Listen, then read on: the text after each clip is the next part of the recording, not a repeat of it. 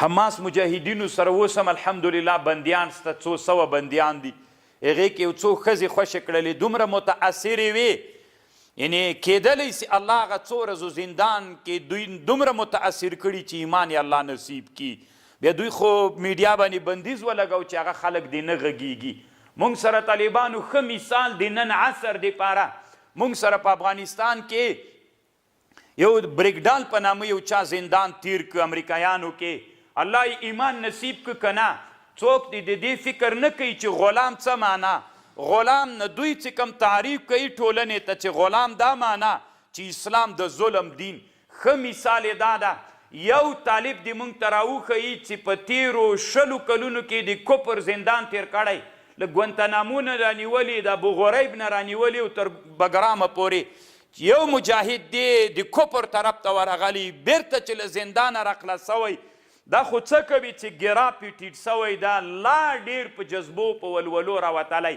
د دوی له موږ سره 2 دانې بندیان ول د امریکایانو، یو د بریکډال په نوم باندې چې اوس هم ابدي زندان و بندیز کفر پې ولګاو، ځکه موږ سره بندي و، بیرته د مسلمان لاړه. چې مسلمان لاړه موږ سره کافر بندي و طالبانو. اوس ته فکر وکړه غلامیت طریق څه معنا لري، ایمان نصیب سو په خپله خوښه. اوس امریکایانو په هغه باندې عمرینن بندیز لګولی ده چې ولې د اسلام راوړی ده، ولې د دښمن سره.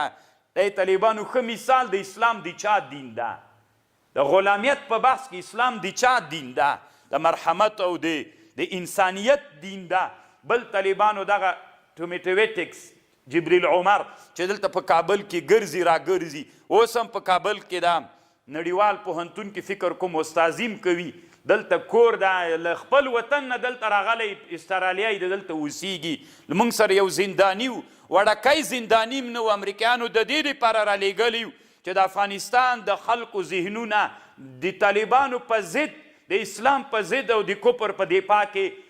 ځکه د امریکایانو دا عادت ته چې کوم وطن اشغالي هلته یو غټ پوهنتون جوړوي، په لبنان کې لري، دلته کابل کې جوړ که چې هغه الله مسلمانانو ته په لاس باندې ورکه. هغه د پوهنتون استاز ګوره دا وړه خبر نه ده، الله نن اسلام چښتن وګرځاو، نن د امامي او د پټګۍ سره ګرځي، نن الله ته لمونځ کوي، نن جینماز سره ګرځي.